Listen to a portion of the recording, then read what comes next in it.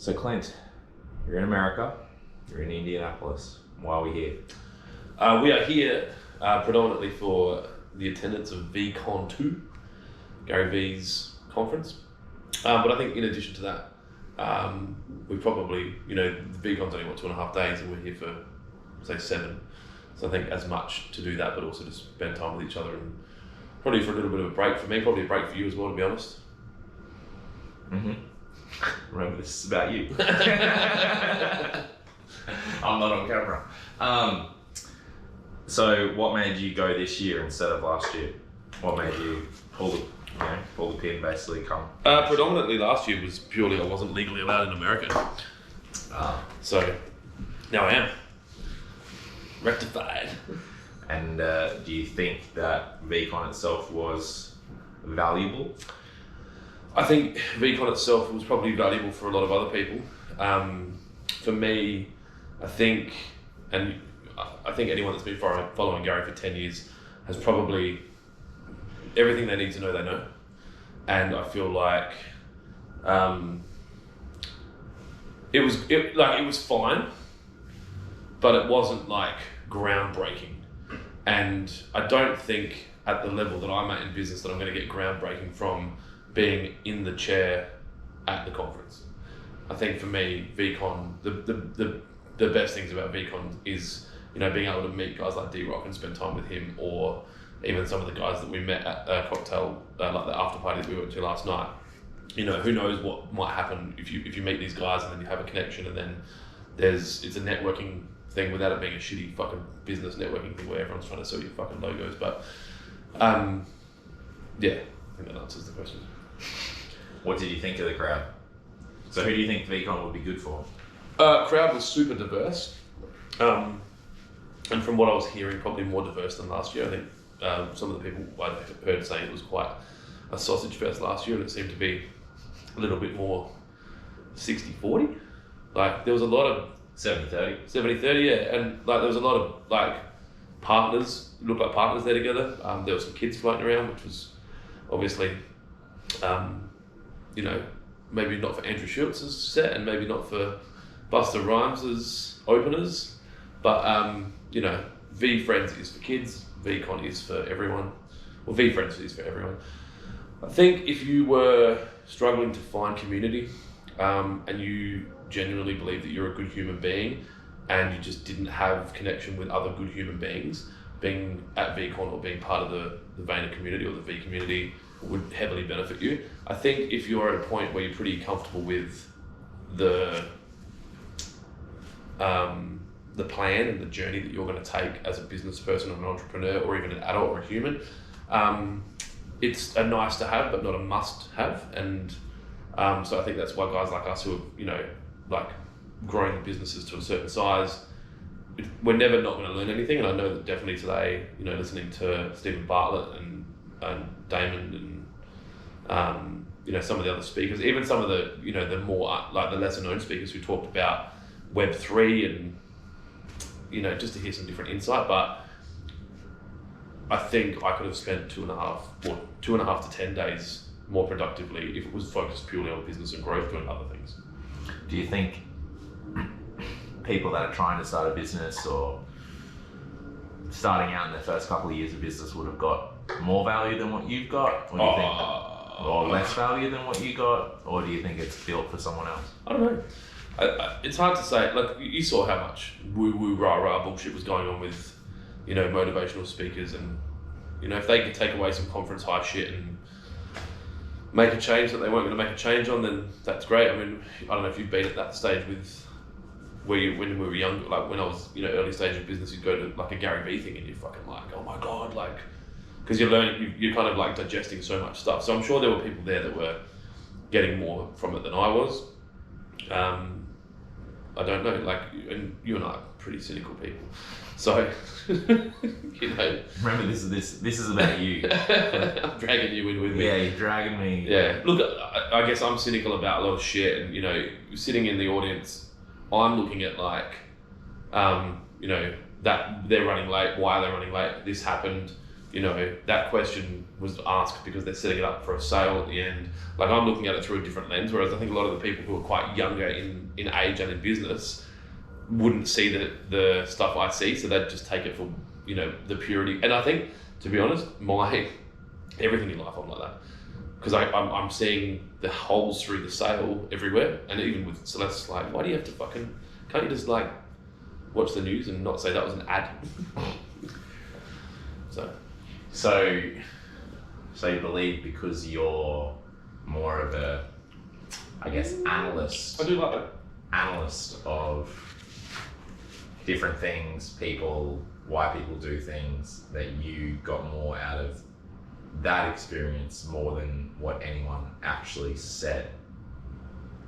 Or is it that you already know all the things that they're saying? It's just like they're for the people that aren't doing yet, and you're doing it. There wasn't any groundbreaking things that I heard in the last 2.5 days that made me go, wow, I never thought about that. Like there was stuff that was said that I looked to you and went, I agree with that. That's my kind of person. But I could have answered those questions. And to be honest, even most of the stuff Gary talks about, like anyone that's been following Gary's content for more than 5 years could do his keynote, especially if they're deep in it. Yeah. And so it gets to a point where the people that are around because they either want access to Gary, which I'm deeply aware is not going to be a part of my life, or they enjoy the community. It would be a part of your life. Yeah, if I was happy to. Like selling some irrigation. Yeah. So, but I think it would be cool to be a speaker at VCon. I think it would be cool to, probably know more of the people that are in the the organisation. Like, obviously, a lot of the guys, so you dragging me in again. I know, but it's for reference. Like, as someone who's an operator and is at a certain level, knowing a lot of the other people is nice because you can you've got reference, and I might have reference next year, right? Like, I'm like, I remember meeting Harrison, or I remember meeting Farmer Jimmy, Farmer Joe. I just remember he was a farmer. Anyway, so you remember his smell. So over the course of this trip, what have you found most difficult? It's like coming to America. Before I left, I was worried about America and entering into the US, and then whether or not I was safe and secure in the US, and very quickly found that was not an issue and it's a non-concern. And there's probably been like a 0.1% moment in the whole trip where we've like gone, should we be here right now? Which could happen anyway. Saying that moment. Yeah, so we were walking home last night, and we were going. There's a lot of tunnels. There's bridges here, and so we walked through this bridge, and there was a group of youths, and it appeared that there was kind of a leader, and then some other dudes that were following him, and there was another dude that had an issue with the leader, and then me and Tyson were kind of walking between the group of them and the one that was the 4 homeless people. And all the homeless people. Yeah. And then mouthing off at each other, and we're just like, yeah, just keep walking. But look, that could happen anywhere. So, but the big thing is being away from family. And a long time, probably when I was in China last, I've made a pact with myself not to go traveling for more than 5 days at a time. And I think traveling for more than 5 days at a time is fine if everything's going well. I think sometimes if you have a bad moment, and like this is fine because we don't have those bad moments, right? Whereas if I wasn't with you and then I felt uncomfortable, or like I had some expectations about something positive happening and it didn't happen, that's when you fall into these moments of like, I knew I shouldn't have come, like this wasn't for me. I had it actually occur when Ray seminar, where it's like, I just had this real anticlimactic end and just went, I'm going home. Like I went home a day early because I was like, I can't do this, I don't want to be around here anymore. But just being away from family, I've got a good relationship at home, and leaving, like I thought the kids would be less impacted this year, but now they're getting to a certain age where like it's challenging for me to not be with them because they're challenged by me not being there, whereas when they were kind of like 0 to 3, 0 to 4, they weren't grossly aware of it, so that's been really hard. So over the course, I guess, of the trip since you left, has that been weighing on your mind often, or is it coming in waves? It's been on my mind. It would be the primary thought of the trip, I think. Like, but it doesn't. You know what it's like. You get busy. You kind of at a conference. You wake up. You got to quickly have a shower. You go have breakfast. You go to the conference. You come back. It's just when you have those moments of either at the conference where there's a speaker talking. Like Gary opened with his dad and his brother and was like talking about family, and I'm just like, fuck, this is getting out of control. And then moments where like we were watching the Conor McGregor documentary, he's talking about his relationship with his son, and I'm like, oh, fucking hell. So it comes and goes, but it's very much been the theme of this trip is, of the keynotes that I actually, sat and listened to fully, combined with being away, combined with Gary's opening, combined with Conor McGregor documentary, it's kind of given me this like reminder to be conscious around where my time is being spent and making sure that, in the pursuit of all that I do, is my relationship with my family being given the correct amount of attention, or is it right? And that's both upwards and downwards. So with my parents, and with my kids, and obviously with Mrs. Adams. So, yeah. So in terms of that pursuit, has this trip changed that pursuit, or basically what is it that you are pursuing, and how maybe has that thought process changed or not changed, or been solidified, or with more conviction? Obviously, the public goal is to grow the company to $100 million, and I don't think that's changed. Like, that's something that I enjoy doing, and it's a passion of mine. Like, I love doing it, and I love the growth and hiring new staff and getting to meet new people and all that other shit. I think the thing that's on my mind now, and there's not really a definitive change yet, but obviously having a really deep conversation with D-Rock, who's obviously been working with Gary for nearly a decade, about the why, and like, have you thought about what you want to do and why? It's just given me this kind of opportunity to go, like, why am I making content, right? Like, am I making Clint content because I want to be famous? And if so, are you prepared for what comes with being famous? And even if that's micro or macro famous, like, what's that going to look like? How's that going to affect the relationship with your friends, your family, your business? Being able to just travel, and like, are you comfortable with people coming up to you on the street? Like, all that shit. And so, and funnily enough, the number one motivational speaker in the world spoke today, and he talked a lot about, you don't need to post photos of your car and your watch and your fucking plane to be great at what you do.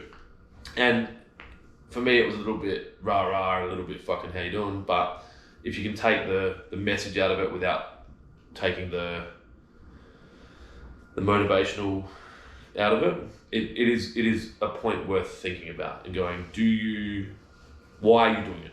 Why are you here? Who are you doing it for? And then that. And obviously, reality is, like, most of what I do for myself, right? And I think that you get a lot of people, I think I spoke to someone about this in a podcast, and I said, you do it for your kids, and they're like, no, I don't do this for my kids. This is for me. I'm selfishly obsessed with this. My kids get the benefit of having, nice things and a roof over their head and medical coverage. It's all cool, but it's not for your kids. Like, if I was just doing this for my kids, I don't have to go to work, right? I could just be at home looking after them and live off of whatever the business makes. So that work-life balance that I'm very critical of, which is probably a Gary, like, I'm parroting Gary sometimes when I'm like, work-life balance isn't a thing. I think if you love what you do, it's not a thing. I think it's important to make sure that you don't get caught up moving so fast that you're not consciously making the decisions that are best in line with what you actually mean to do and what you want to do, and that you're just not kind of like Groundhog Daying the next day plus one, and just getting busier and busier and busier and busier and less attentive and yeah. So, coming from a question from someone that is not a father, that doesn't have children, doesn't have a wife, how do you strike the balance between your personal motivations and, say, the motivations of your wife or your children? So, for me, I pretty much say yes to everything that we need to do as a family and for me as a parent. So I'm at every basketball game, every training session, every baseball game, every parent-teacher interview, every sports day. And it hasn't been a logistical concern at all. Like, this trip's meant I think I missed one training session and no basketball games because there's state titles in South Australia, so there was a bye anyway. So I've just said yes to everything. I think if the business started to branch out into other states and other countries, that would start to become a concern, and that's something that I need to think about now as to, having a 15 to 20 to $25 million business in South Australia enough, right? Like, has that scratched your itch? Like, the reality is you'll make $2.5 million a year, maybe more.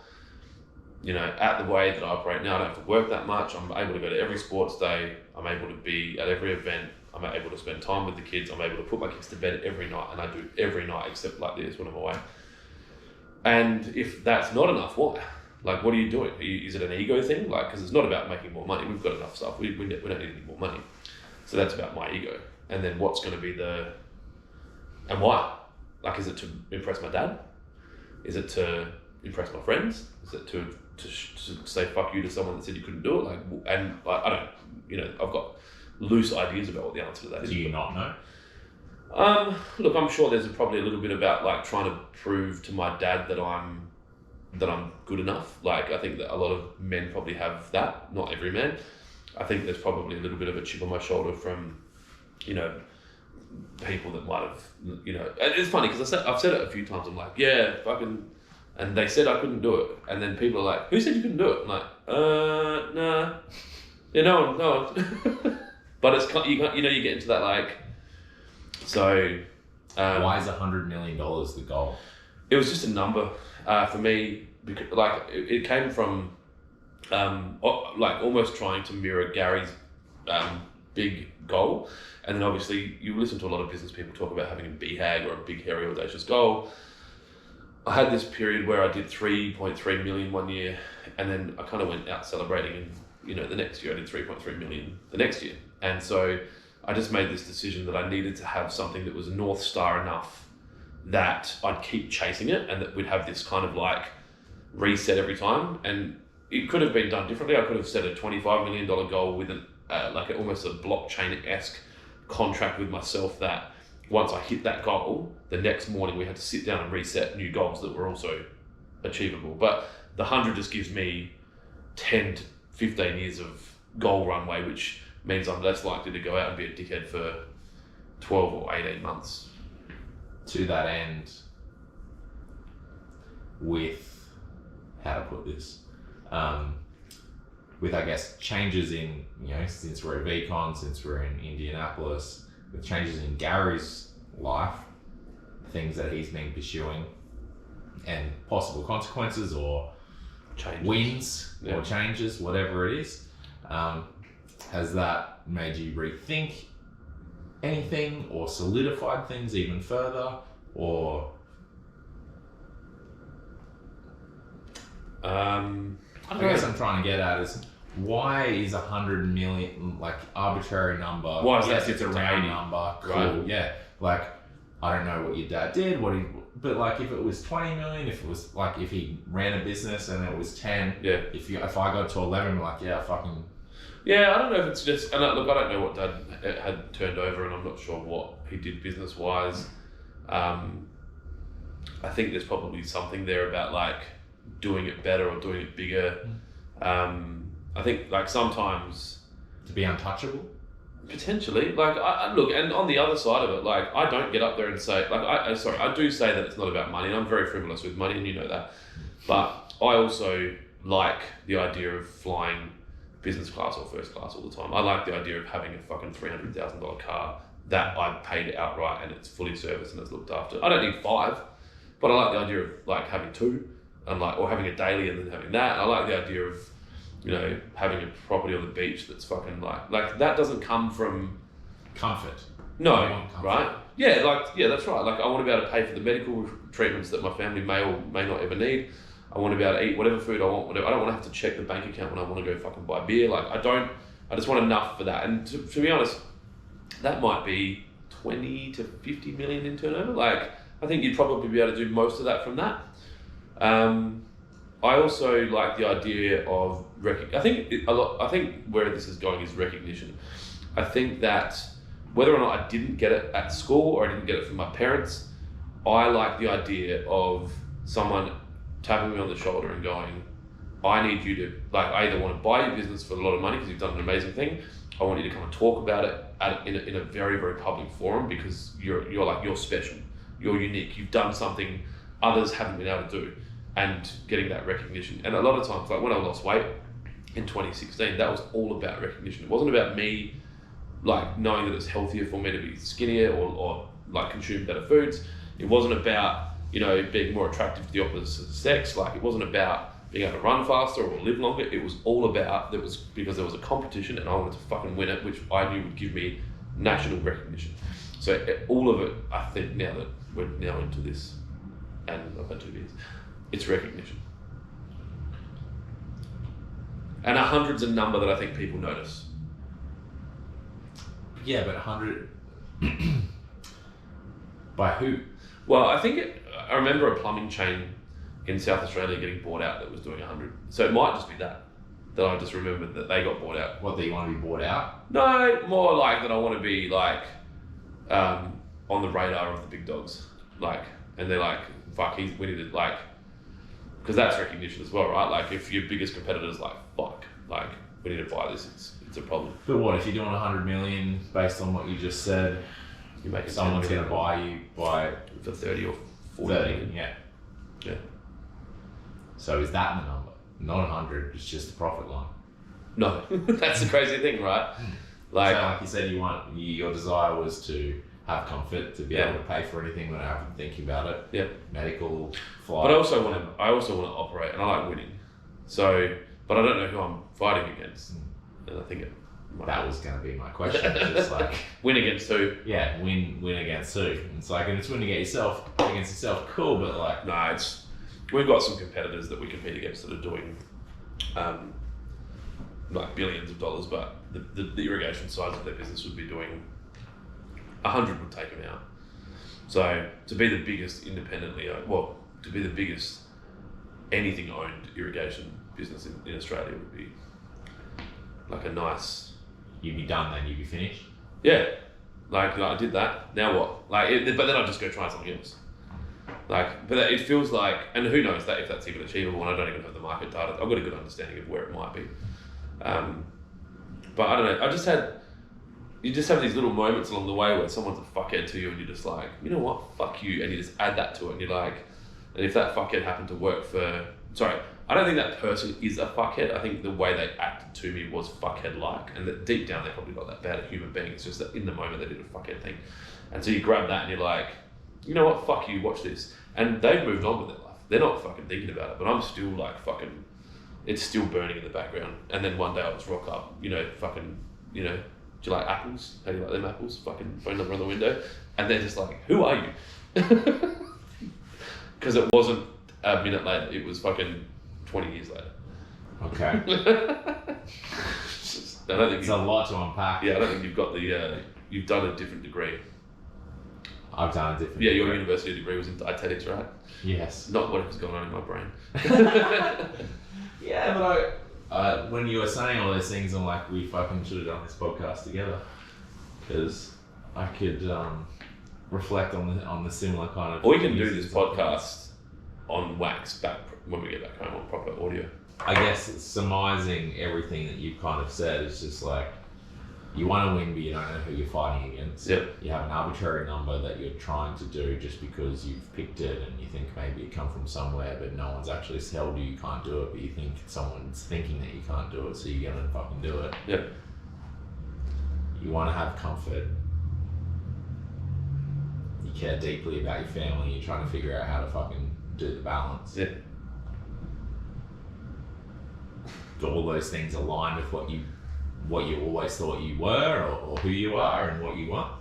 I don't remember ever thinking about what I wanted. Like, growing up, I wanted to be a lawyer, and then smoked too much weed and fucking drank too much alcohol during the later years of high school and didn't go to fucking uni, so that didn't work out. But there's like, you know, you get these guys that get up on stage and talk about how like they told their parents they were going to be an artist at 3 and then they fucking sold a fucking Beeple for 60 billion and whatever.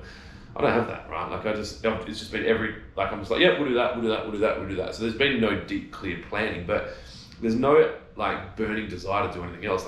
Like I've got enough money now if I wanted to like career change and become a pilot or whatever, like, but I don't have any of that, man. I don't want to go to uni, I don't want to be a lawyer, I don't want to be a doctor, I don't want to fucking open a post office, I don't want to fly planes. Like I'm happy doing what I'm doing, I like it. I'd love to talk on stage about business, but like properly. You know what I mean? Like actual fucking like actionable fucking things that you could do to change. And maybe that's the thing, right? Like, because there's a lot of people that like that fucking dude, like the best motivational speaker in the world, which I don't even know if he's just SEO'd that, but what did he fucking say to do? Lean in. No. I am. That was Tom. Oh, that was Tom. Like, I am. You're what? Alright, so if you just wake up every day and say, I am, are you're gonna be fucking fine. Lean in was actually Steve Bartlett, actually. Yeah. He was good. I like Steve Bartlett. So yeah, I don't know. I think that I'm probably 90% in alignment, or maybe 80% in alignment with all of the things that you just listed off. I think that it probably just is going to require some kind of reconciliation for me to be really honest, and it might be alongside like someone with professional. It's like, it's what you want at what cost. Well, it's like a scale, right? Like you've got this graph, and you're like, well, this is all the stuff you want, and these are the costs. Where do you want your fucking quadrant, or where do you want your curve to be? So, because the reality is, I could get to 100 million in probably 4 years, but I'd be divorced and my kids would hate me. So, I don't see that. And like some people would be like, you could do both. Like, no, you can't, right? Like, you can't. Unless you can't. Thank you, Clint. Thank you.